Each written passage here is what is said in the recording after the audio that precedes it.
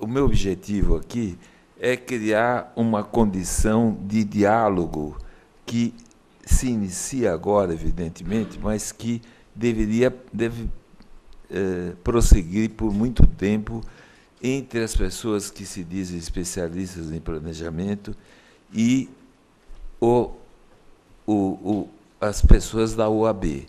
A OAB tem uma função essencial, porque a cidade, se não for a cidade dos direitos, ela não vai enfrentar nenhum dos problemas concretos que aflige, né? Bom, para vocês saberem quem eu sou, eu podia falar rapidamente algumas coisas. Nos anos 50, onde vocês seguramente não eram nascidos, eu tive duas experiências importantes. Eu participei de uma primeira pesquisa sobre a cidade de São Paulo, do padre Lebré, feita, contratada pela Prefeitura de São Paulo, e que revelou o óbvio, que a cidade era predominantemente precária e onde as condições de vida da população, da maioria da população, não eram aceitáveis, não tinham padrões que se verificavam em outros países, em outras cidades.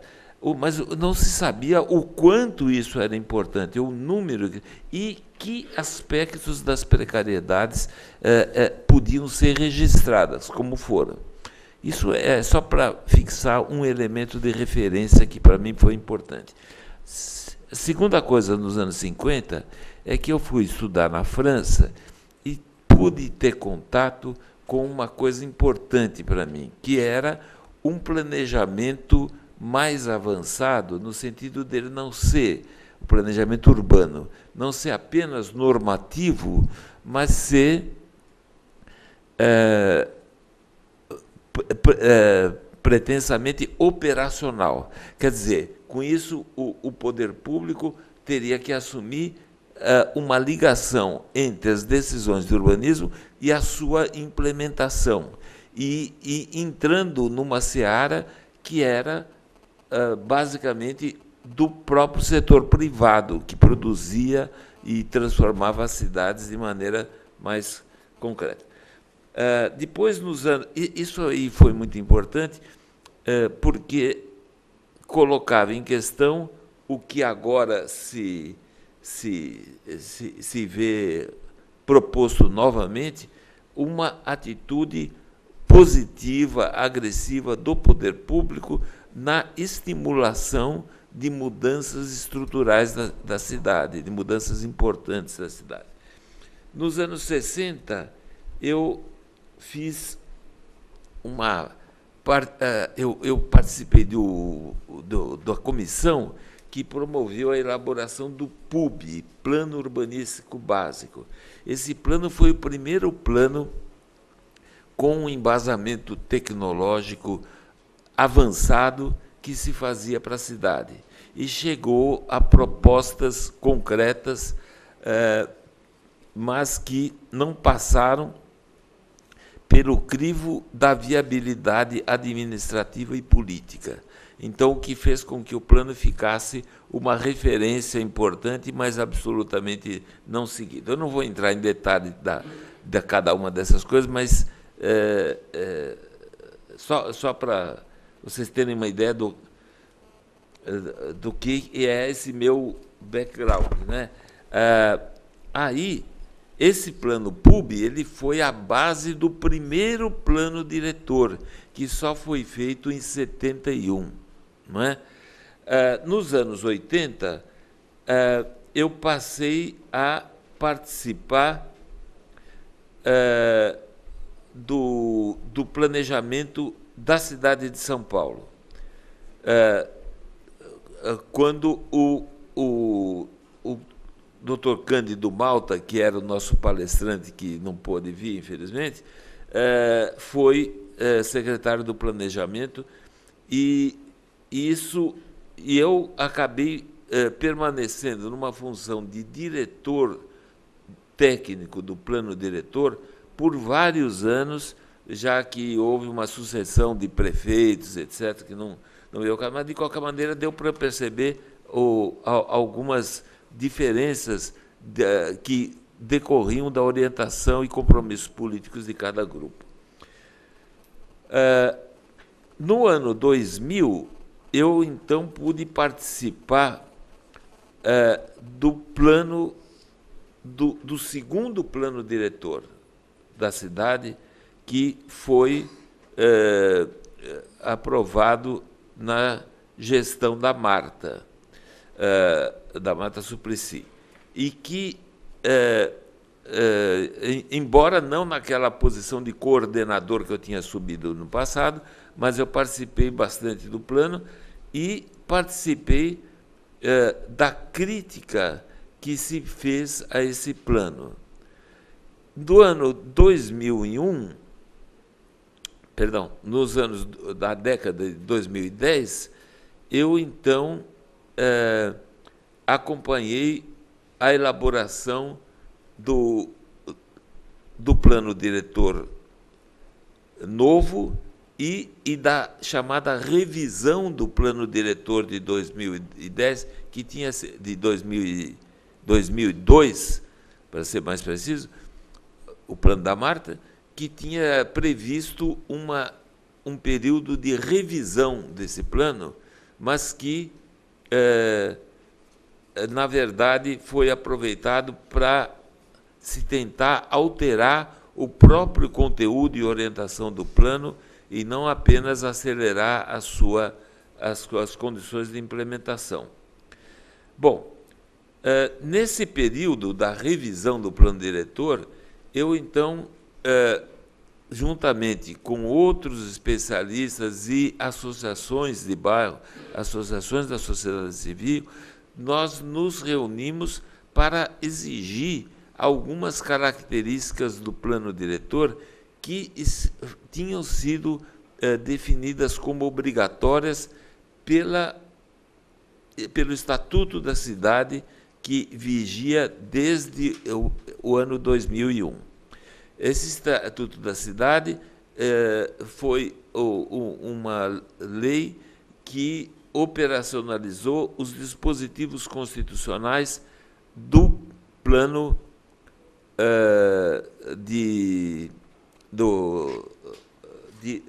da Constituição de 1988. Então,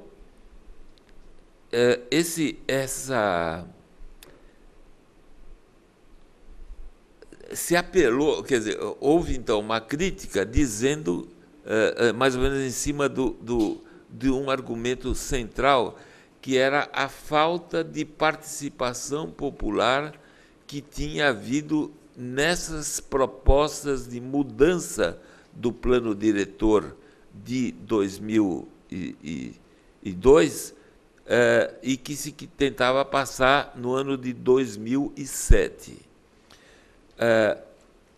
E se apontava várias outros aspectos pelos quais se via que os dispositivos constitucionais do plano diretor, sobre o plano diretor, não estariam sendo satisfeitos se naquele andar da carruagem em que se estava querendo mudar um pouco às escondidas o próprio conteúdo do plano.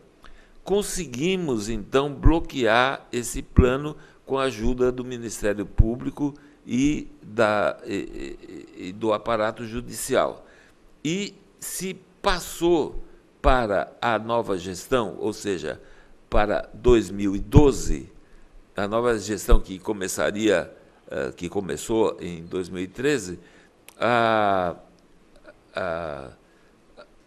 tarefa de finalmente se formular um plano diretor eficiente e democrático, que era o objetivo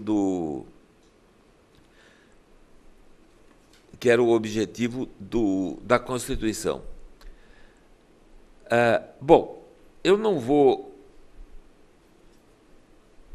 ter mais do que alguns minutos para essa exposição, então eu pensei em fazer o seguinte.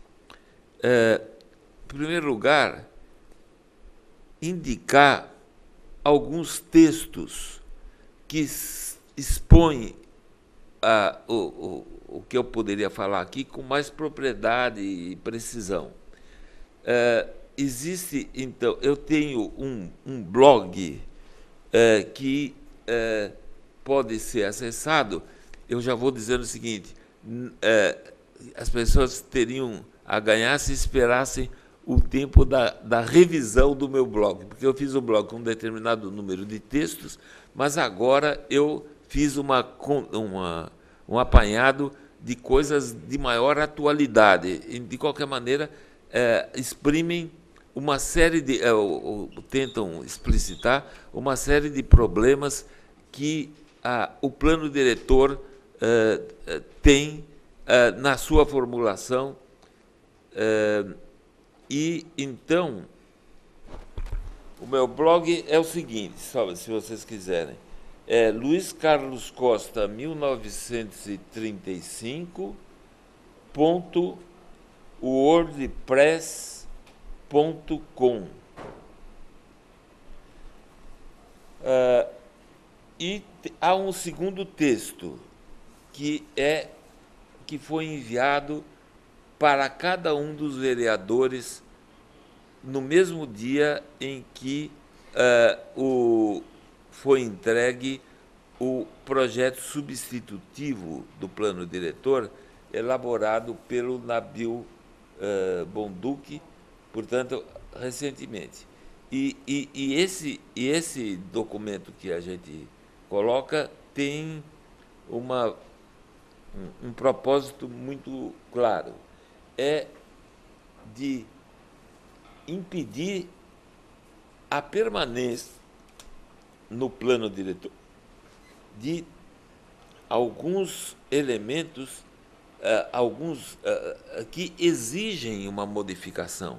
Exige modificação não por causa de opiniões que sempre possam ser subjetivas e tal, mas pela gravidade das consequências que trarão à cidade. Então, para objetivar isso, eu tenho, então, esse texto que eu não sei exatamente como fazer, eu sempre vou poder passar para a OAB. E, de alguma maneira, se as pessoas puderem acessar esse texto lá, eu acho que as coisas poderiam ser feitas. Bom, com isso, eu quero dizer o seguinte, que o tratamento do problema do plano diretor precisaria de muito tempo e muito diálogo, né? Então, eu acho melhor fazer o seguinte, eu me limitar a uma coisa simples. O primeiro, dar um perfil do que através da minha experiência é possível entender como o conteúdo do plano diretor e a metodologia do plano diretor, pelo menos em linhas gerais. Depois, em segundo lugar, eu gostaria de falar alguma coisa sobre a dimensão política do plano diretor, que é determinante na definição dos conteúdos e da implementação que ele possa ter. E, finalmente,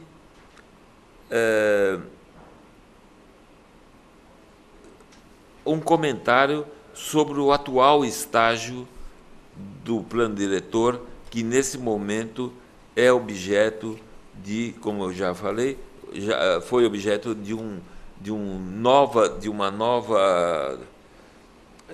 novo projeto, um projeto substitutivo do Nabil, e que está sujeito, eu diria, a chuvas e trovoadas, porque a cada momento nós temos novidades, na medida em que começam a aparecer pressões, reclamações sobre aquilo que estava já definido. Bom, então, falando então do plano diretor, eu queria dizer que em primeiro lugar, o plano diretor seria a grande oportunidade da sociedade restabelecer o domínio sobre o fato urbano. Quer dizer, é a expressão das intenções, das regras do jogo, portanto, dos direitos que foram considerados, num processo que é um processo de produção, apropriação e uso do espaço urbano, que é determinante da realidade urbana.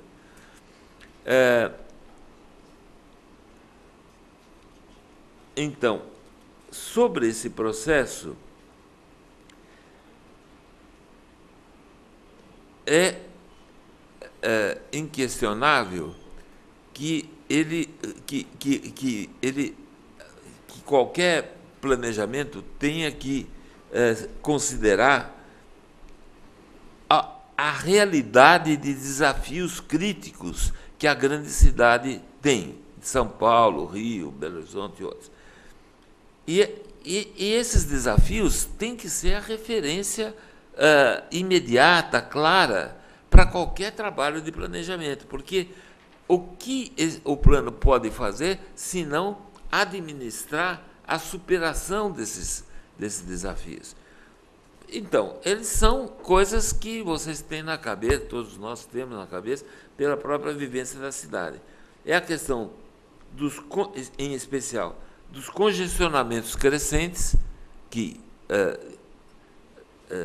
impedem a cada cidadão e a cada organização de ter um desempenho normal, dada o bloqueio da possibilidade da mobilidade urbana. O segundo problema é o da habitação popular, no sentido de que sobraram para as classes menos favorecidas a impossibilidade de se localizar na cidade onde ela é minimamente estruturada, organizada e eficiente, digamos, para comportar as moradias, as atividades. A habitação popular tem... O problema da habitação popular é que como resistir à tendência de, por razões da lógica do mercado, a população de baixa renda ser excluída da cidade, excluída dos benefícios urbanos. E que é um problema complicado, porque, pela lógica do mercado, sempre se vende o produto para pessoas que tenham capacidade de comprá-lo. Então, acontece que o produto que o setor imobiliário pretende vender é um imóvel situado num contexto urbano de vizinhança, de características de qualidade ambiental, de características sociais dessa vizinhança, de prestígio social, etc. Acontece que quanto mais se tem sucesso na oferta dessas condições, menos o setor mais pobre, que não é capaz de comprar o produto imobiliário, é excluído da cidade. Isso é aquela coisa que está na cara de todo mundo. A gente tem metade da cidade ou mais num padrão que eu diria inaceitável de qualidade, de condições urbanas, etc., que é toda a periferia popular precarizada que a gente tem. E temos uma luta no interior da cidade para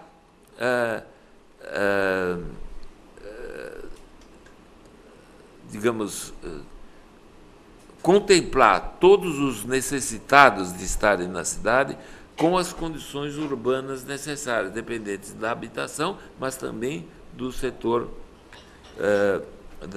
das condições urbanas do entorno, que são fortemente dependentes do setor público.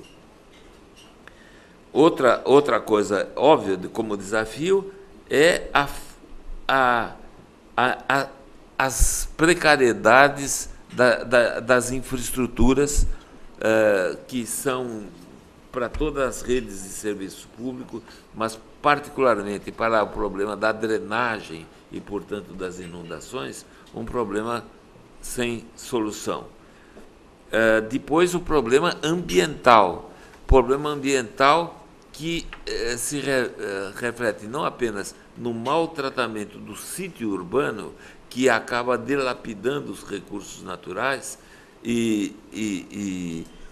como de orientação desse espaço construído no interior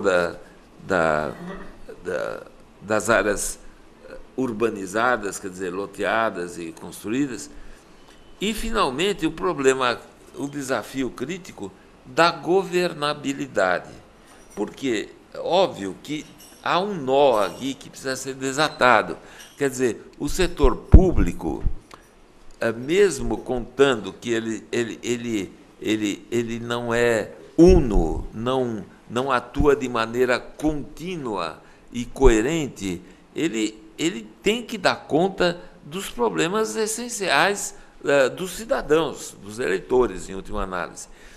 E isto é simplesmente impossível, porque sem um planejamento que mudasse as regras do jogo do processo urbano, isso não vai ser conseguido. Ou não digo que não vai ser conseguido, nunca foi conseguido até o momento. Então, nós estamos numa cidade que se pode dizer claramente em crise.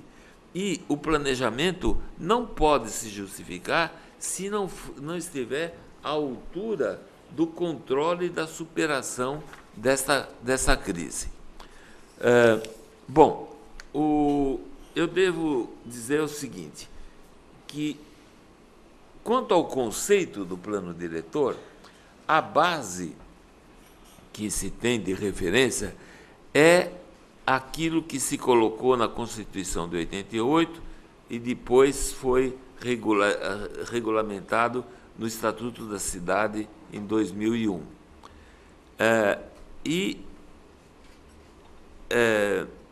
Onde se destacou sempre o objetivo de melhorar as condições de vida e o desenvolvimento econômico,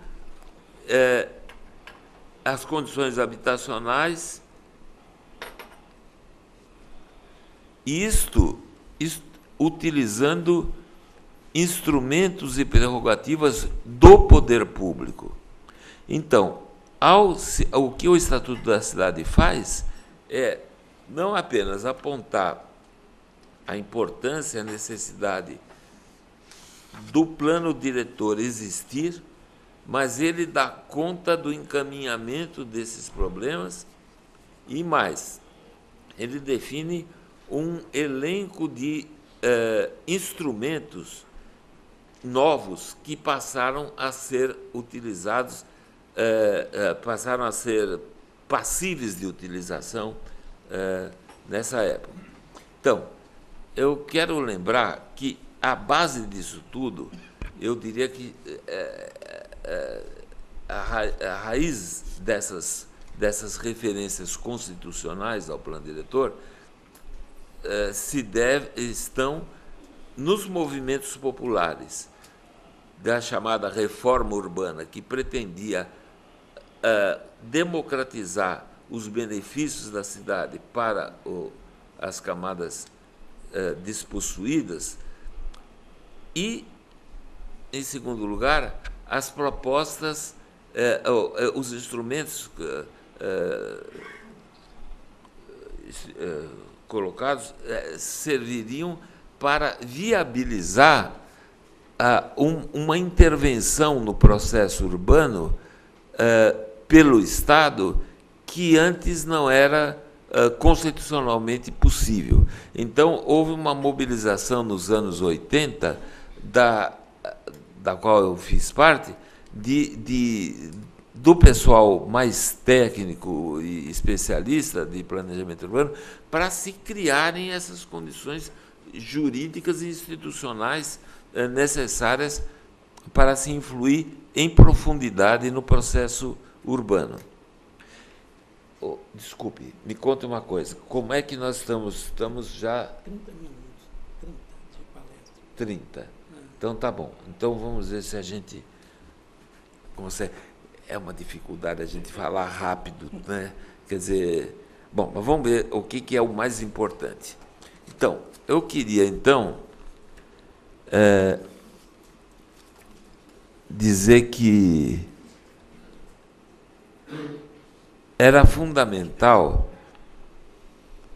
é fundamental que se entenda que o plano diretor não é um objeto que foi consolidado, não é um instrumento que foi consolidado e que é exigível pela população com determinada orientação, com determinado formato, com determinado sistema de implementação. O plano diretor, na verdade, ele digamos, vinculado a uma missão pública, que é uma missão, que é a missão de Estado, uma tarefa de Estado, que é de controlar o processo urbano em condições minimamente eficazes e aceitáveis pela população, e que, onde passa a ser importante que ele se defina, que o plano diretor se defina pelos seus objetivos. Os objetivos do plano diretor, objetivos que estão historicamente condicionados, não são objetivos teóricos, etc., são historicamente condicionados, eles têm que ser definidos no plano diretor com clareza. O que se quer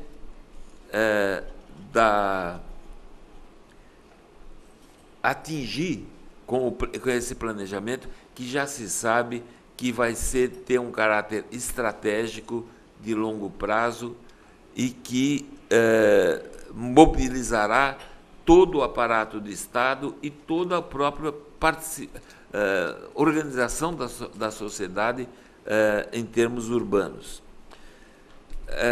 Então, esses objetivos centrais, eu diria que são um conteúdo, a definição, a explicitação desses objetivos centrais são um conteúdo indispensável do plano diretor.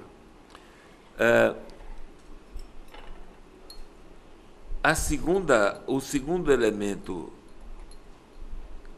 para ser mais preciso, o primeiro elemento é a conceitualização do plano diretor da cidade. Quer dizer, a primeira coisa que o plano diretor tem que fazer é a sua identificação. O que é o plano diretor? Porque, com certeza, 90% da população tem ideias superficiais, mas não sabe o que é o plano diretor.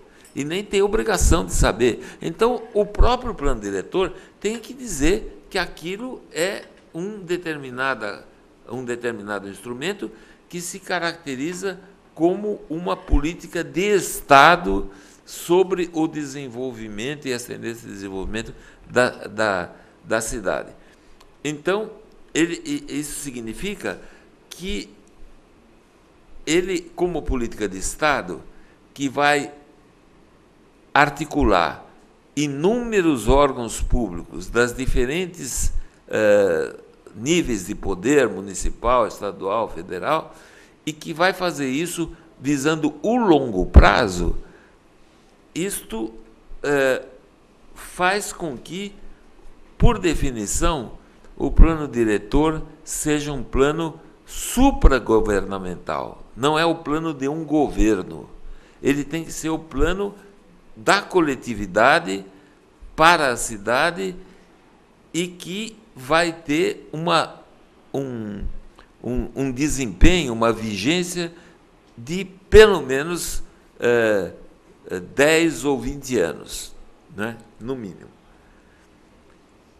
Então, os objetivos centrais, então, têm que estar estabelecidos, porque dos objetivos centrais depende a coisa fundamental, que é a adesão da população ao plano. Se a população não entender o que o plano promete fazer, aonde ele pretende chegar, quais são os objetivos dele, as coisas vão ser entendidas de maneira muito precária e muito, digamos, descompromissada do apoio que a população precisa dar ao plano. Então, outro elemento fundamental é a explicitação das diretrizes estratégicas para se chegar aos objetivos definidos. Quer dizer, definidos os objetivos, a questão é como concretizar esses objetivos, obviamente. A dificuldade é se ter um rigor, tanto de intenção quanto de espírito científico, na definição da estratégia. A estratégia quer dizer o que tem que se fazer em todo o âmbito da sociedade e do Estado para atingir os objetivos. Isto é um elemento fundamental, porque isto dilui ou elimina os equívocos que costumam aparecer de se imaginar que, como é um plano feito por um governo, será o plano deste governo. Não, o governo tem muito mais a responsabilidade cívica, constitucional, de desencadear um processo de planejamento que perdure e que seja basicamente eficaz em relação aos objetivos e democrático em relação à forma de tomada de decisões.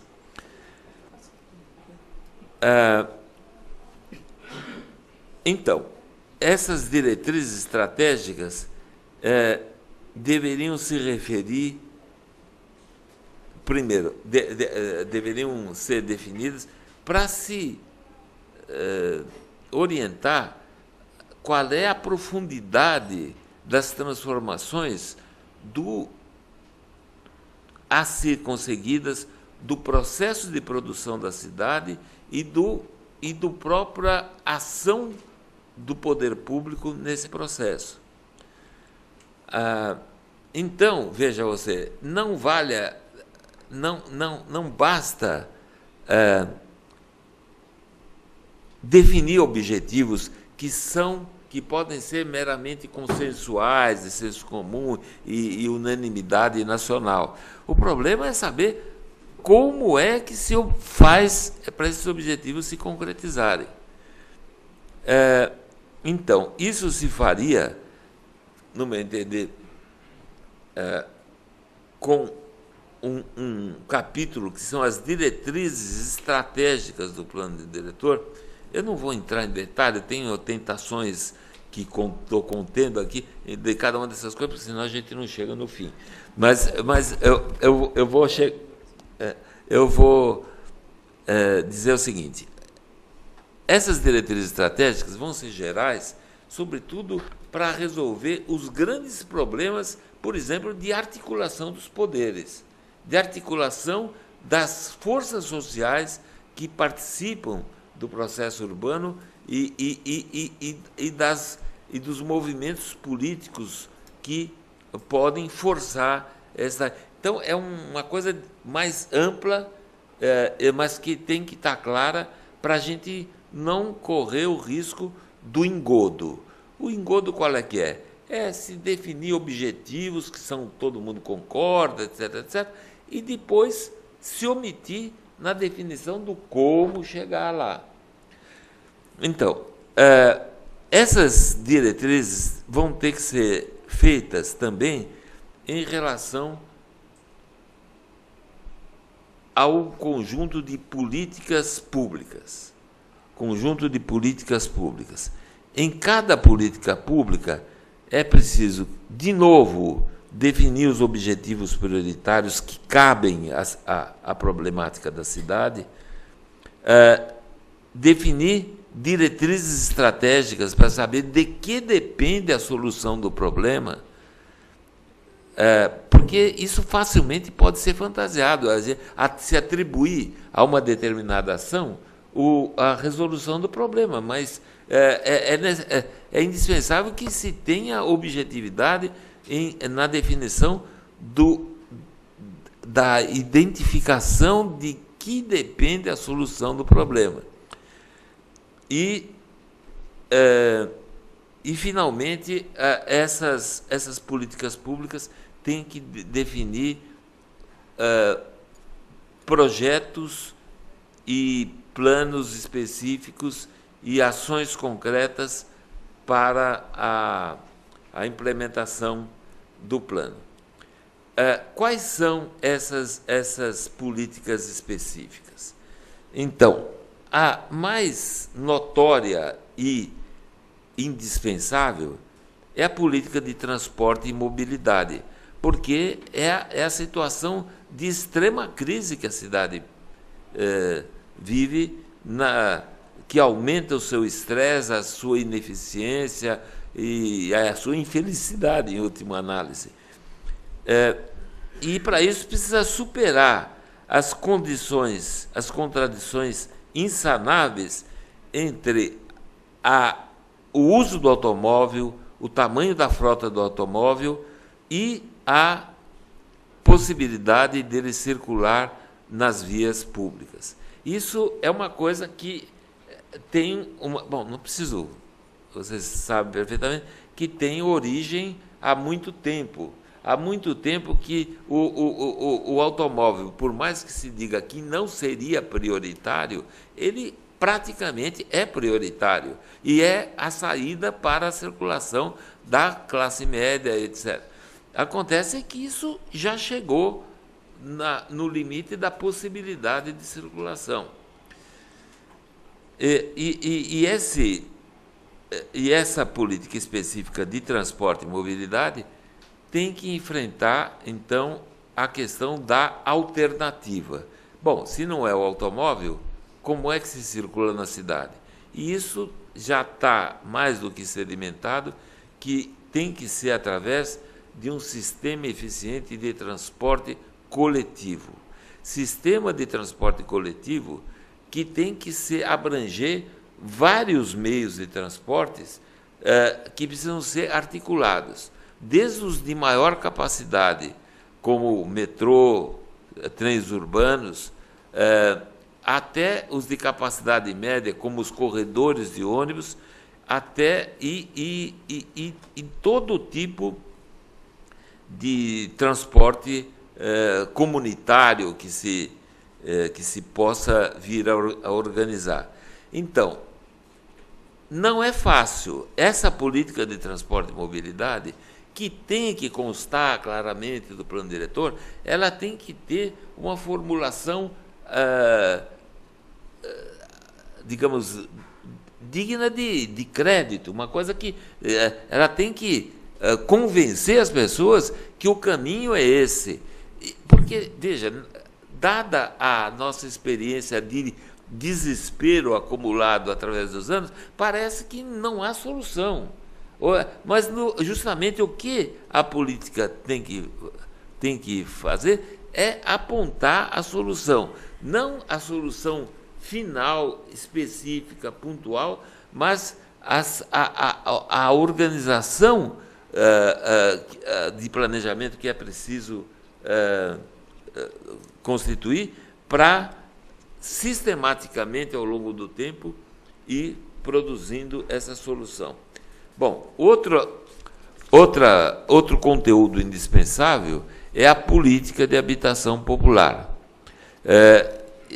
Isso pelo simples fato de que não é possível condenar uma parte substancial da população, onde estão, por exemplo, os nossos companheiros de trabalho doméstico, os nossos serviçais e tal. Essas pessoas que ganham, talvez, R$ 1.000, uma coisa dessa ordem, ou menos, ou mais, simplesmente eles não têm a menor possibilidade de resolver todos os problemas essenciais do qual eles precisam. Problema de habitação, de ensino, de saúde, de segurança, etc., porque eles são condenados a morar no lugar em que isso não existe, que foi conquistado a duras penas pela luta dos moradores, que é o caso das favelas, por exemplo, ou que foram condenados a viver na periferia, a qual eles só podem ter acesso depois de várias horas de circulação em transportes. Quer dizer, esse esqueminha é de uma crueldade, de uma injustiça indiscutível. Quer dizer, o plano diretor não pode deixar de dizer que solução para a política habitacional popular existe. Eu posso dizer que há uma dificuldade de se resolver o problema da habitação de uma maneira mais estrutural, digamos assim, e o do atendimento possível num determinado contexto administrativo. Então, existe uma possibilidade de se reduzir essa política a uma espécie de elenco de programas de atendimento da população que só cuidam de ajudar a resolver as carências já criadas, quer dizer, as dificuldades, as demandas que já existem, mas que não vão criar condições de um atendimento permanente, de uma inserção permanente dessa população mais pobre na cidade e nos serviços que ela oferece. Outra política específica é de equipamentos públicos, essenciais à neutralização de carências que foram acumuladas ao longo de muitos anos. Em especial, além daquela de saúde, educação, segurança, lazer e cultura, os problemas de infraestrutura, particularmente do sistema de saneamento básico e drenagem, ou seja, água, esgoto, lixo e drenagem, que é o sistema que deveria evitar as inundações sistemáticas que afligem a população. Finalmente, a política ambiental sustentável, que seja capaz de proteger o sítio urbano e de proteger as condições ambientais no contexto das áreas construídas. Então, estas políticas, elas precisam ser formuladas de uma maneira integrada, porque uma coisa depende da outra. Quer dizer, há várias interdependências, e todas elas dependem de uma outra categoria de política urbana, que é as políticas urbanísticas, ou de desenvolvimento urbano, que abrangem algumas questões fundamentais. Uma é a questão de vincular a produção imobiliária à produção de políticas específicas, de benefícios, de equipamentos que sustentem que deem condições de suporte aos bairros que forem sendo adensados, né? E esta... Veja, isso é uma questão difícil e também já de natureza política. Por quê? A versão que o setor imobiliário conseguiu passar, não apenas para pessoas ligadas ao planejamento, mas para a mídia em geral, é que o bom na cidade é que ela seja compacta e diversificada.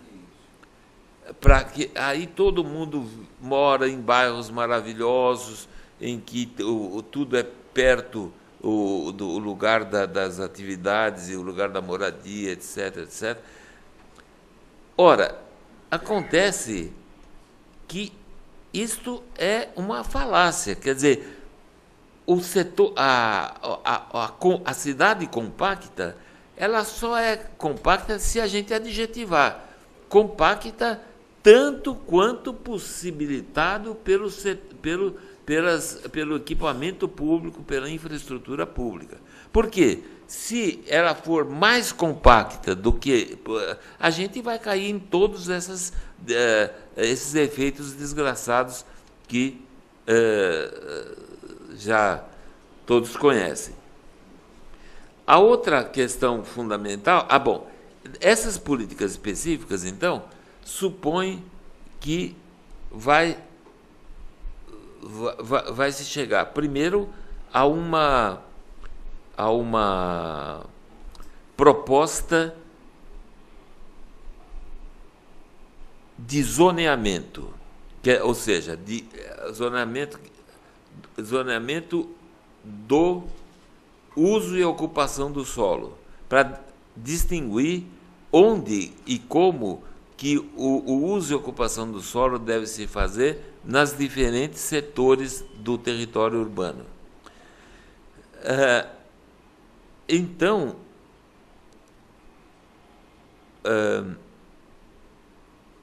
isso é um aspecto.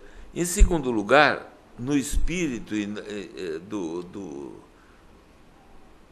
Estatuto da Cidade, vai ter que ser preciso que haja uma contribuição, quer dizer, faz parte dessa política imobiliária, que haja uma contribuição do setor imobiliário para as tarefas públicas, que ficaram, obviamente, atrasadíssimas em relação ao avanço das demandas.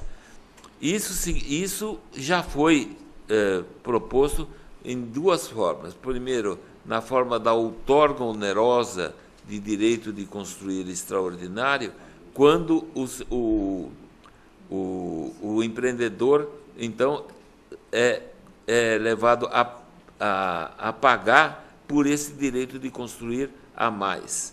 E segundo, através de operações urbanas que pudessem promover também uma contribuição do setor privado aos encargos públicos, né? De maneira a que os encargos públicos possam ser atendidos.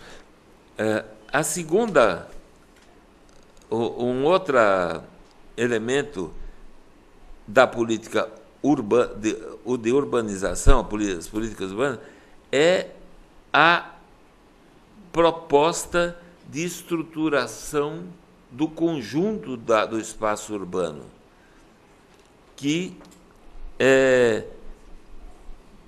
necessário desenvolver para se poder dar conta das duas tendências mais flagrantes.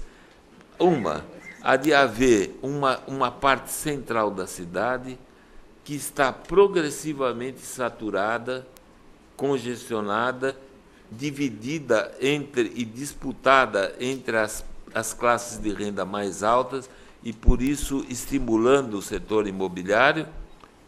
Já estamos certo.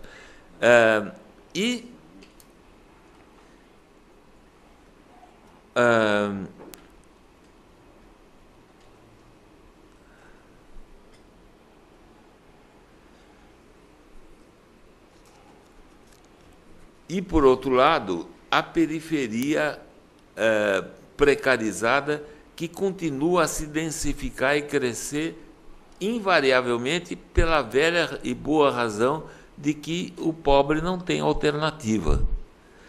Então, isso daí, como a gente vai reestruturar essa cidade? Então, com certeza, não é mantendo essa duplicidade da cidade mais moderna e a cidade mais infeliz até as calendras, porque isso tem repercussões na própria estabilidade do constitucional e jurídica e política do país, que não pode viver essa cisão indefinidamente.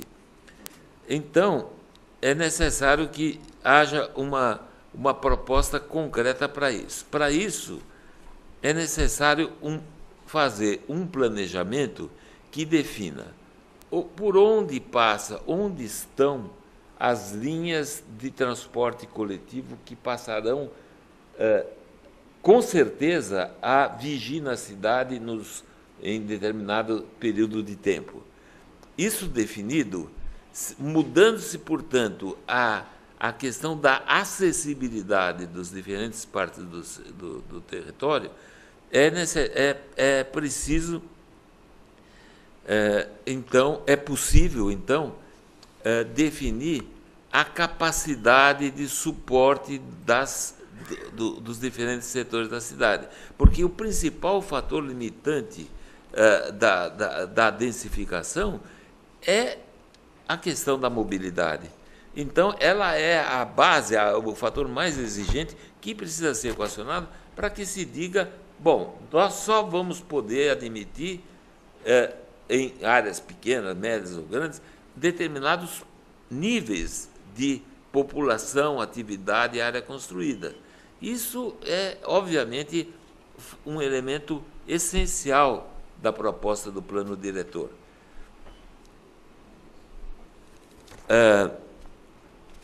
E outro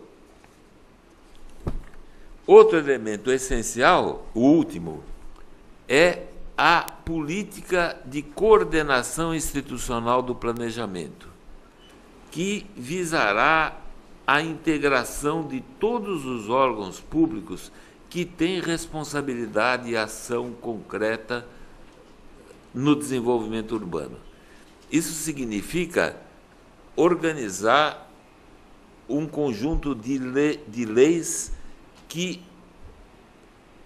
passem coerentemente a controlar o processo urbano, definindo direitos e deveres dos diferentes segmentos da sociedade e dos diferentes agentes urbanos, públicos e privados. Aí é que eu acho que é um campo em que a OAB teria um papel essencial, porque isso significa montar um sistema de leis, montar um sistema de coordenação técnica para se implementar e desenvolver o conteúdo do plano diretor e montar um sistema de representação política da população para que ela possa acompanhar a cada momento o processo urbano e, dessa maneira, realizar o que a Constituição caracteriza como exigência indispensável do plano diretor, que é a participação popular. Bom, para desempenhar isso aqui, quer dizer, se isso daqui fosse claro, infelizmente não é claro, por mais óbvio que seja, se esses fossem os conteúdos do plano diretor, era necessário que, para elaborar o plano diretor, se adotasse uma metodologia consistente, adequada, para formular as coisas, e dar um sentido à definição dos meios, dos programas, das políticas públicas indicadas, e principalmente sobrando para o coordenador desse plano, que é o governo responsável por sua elaboração, a responsabilidade de assegurar, em nome do interesse público geral, a consistência técnica, a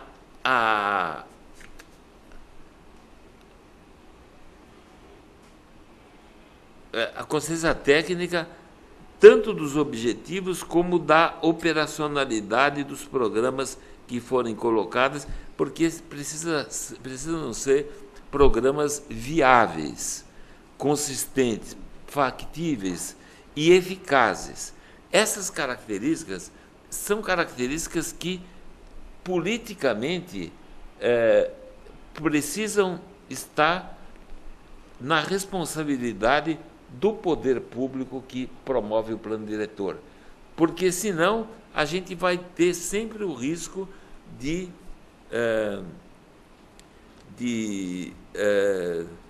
ter propostas sedutoras e desejáveis, mas que não são aplicáveis, não têm o efeito sobre o processo urbano, o processo de formação da cidade, e não tem viabilidade econômica ou administrativa.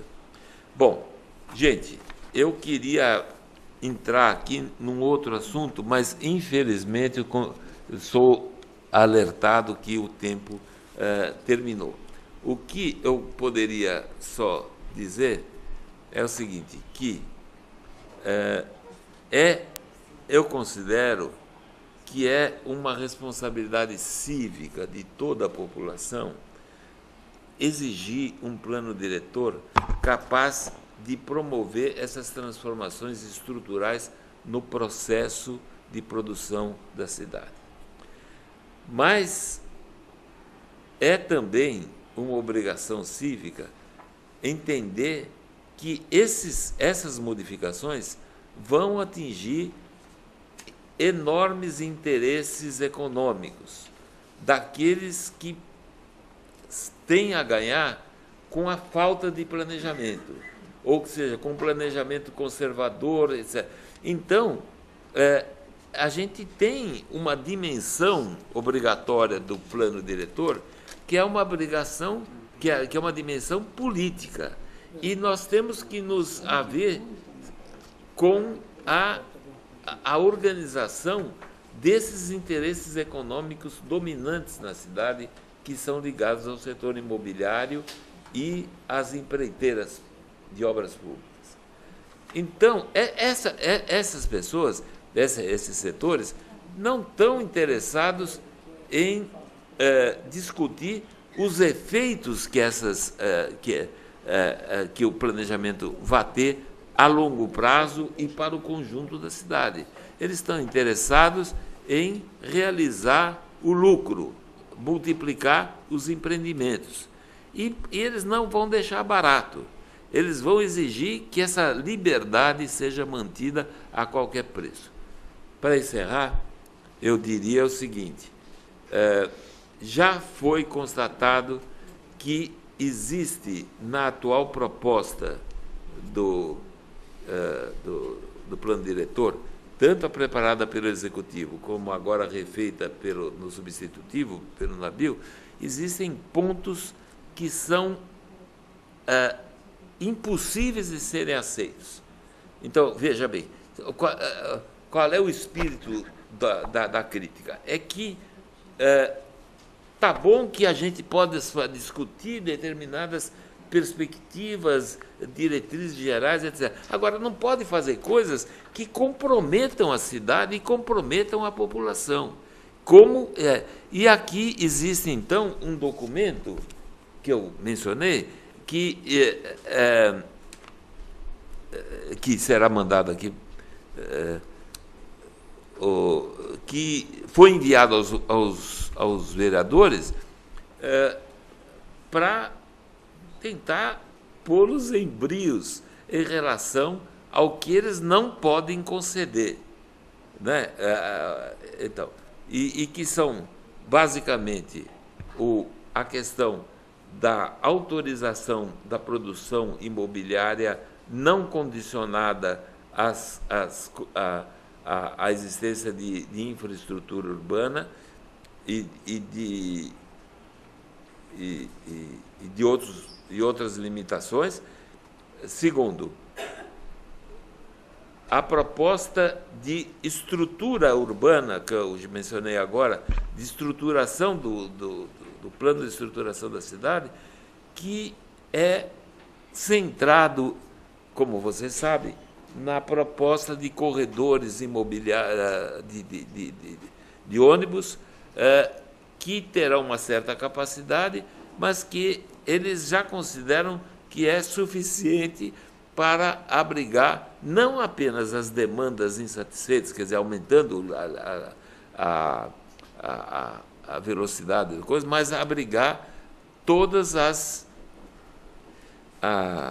todo o crescimento da cidade. Então, para isso, eu teria que falar várias coisas, não vou falar, sobre as características técnicas de um plano, desse plano urbanístico básico, que pode e deve ser feito, mas que o pessoal, até agora, não se permitiu fazer com consistência, com isenção e isso aí. Então, eu recomendo que vocês leiam esses papeizinhos enviados aos vereadores e gostaria muito de receber, para os que concordarem, uma adesão, uma subscrição. Eu pediria para vocês subscreverem esse mesmo documento, que posteriormente nós vamos enviar à Câmara e ao Executivo. Muito obrigado, gente.